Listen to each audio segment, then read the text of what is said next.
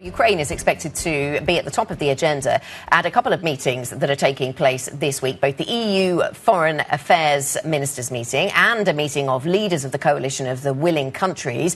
They're both due to take place today. Now, the gatherings come as Ukrainian President Volodymyr Zelenskyy removed the nation's Prime Minister as part of a shift in political strategy ahead of another winter under threat of Russian attacks. For more, let's bring in our chief Europe correspondent, Oliver Crook. And Ollie, let's start with the gatherings that are taking place today. Two separate forums, and both of them set to put the spotlight back onto Ukraine.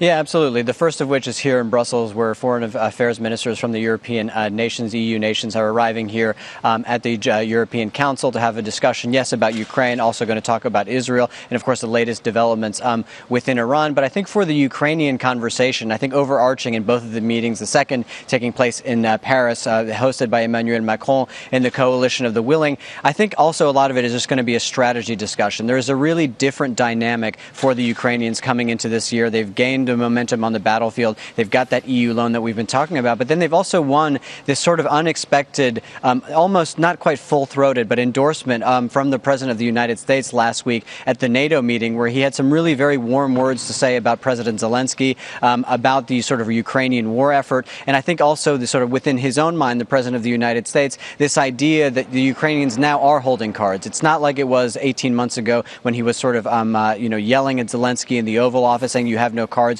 You basically need to submit to the will of the Russians. So this is going to be, I think, part of how the Europeans then try to take that momentum that they've got from the American side and try to put it in their own sort of efforts to try to end the war. For the coalition of the willing, the conversation still surrounds some of the same themes we've discussed before, Anna. It's also about the security guarantees for the day after, potentially getting more air defense to the Ukrainians, which we've heard a lot about from Zelenskyy. He obviously very critically last week won the permits and the rights from the United States to build those Patriot batteries within Ukraine. But those are going to be the two sort of themes coming out of those meetings that we're watching very closely today.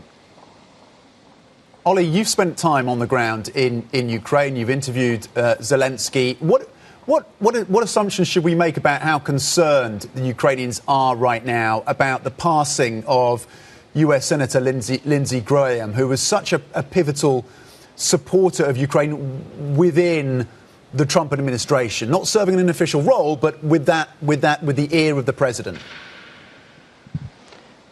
Absolutely. The ear of the president and really a constant lobbying effort on behalf of the Ukrainians. We know Lindsey Graham is sort of one of the senators most interested in foreign policy, one of the most hawkish senators, certainly on the Republican side, particularly now in an era of sort of MAGA Republicanism, which is much more about sort of anti-intervention. That was not at all the sort of person that Lindsey Graham was on the question of Iran, but certainly on the question of Ukraine. And obviously a complete shock, I think, to the entire world, but certainly to the Ukrainians, because Lindsey Graham was in Ankara last week at that meeting of NATO leaders. He was also in Ukraine just a couple days after that, and he just died very suddenly over the weekend. So I think for the Ukrainians, he has been a constant conduit in the sort of vibe side of the administration that is getting sort of the president on side, but he's also been the author of these sort of sanctions, this next level of sanctions that have still been stuck with the U.S. Senate that have not moved forward, but that apparently made progress over the last couple of days. And a reminder of what those include, and these would be absolutely massive if they went forward for the Ukrainians. This is the sanction package that Lindsey Graham put forward. These are all about the secondary sanctions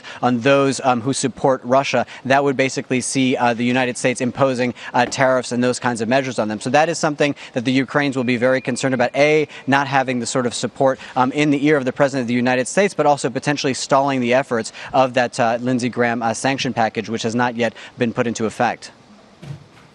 And Ollie, tell us a little bit domestically within Ukraine what it means, the fact that there's this broader cabinet reshuffle taking place, a removal of the Prime Minister and somebody new in post. What's the broader interpretation of these moves?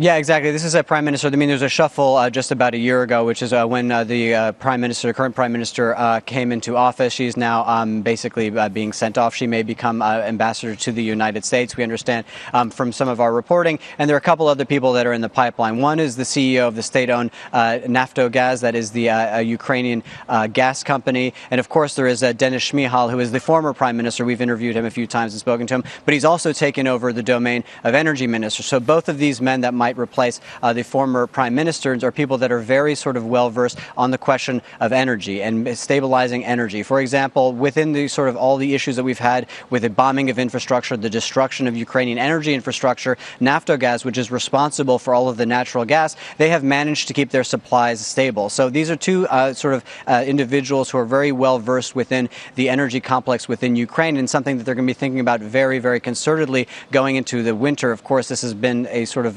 the renewed bombing campaign on all the infrastructure. So energy security is going to really be front and center as we sort of end towards the height of summer and, of course, into yet another winter.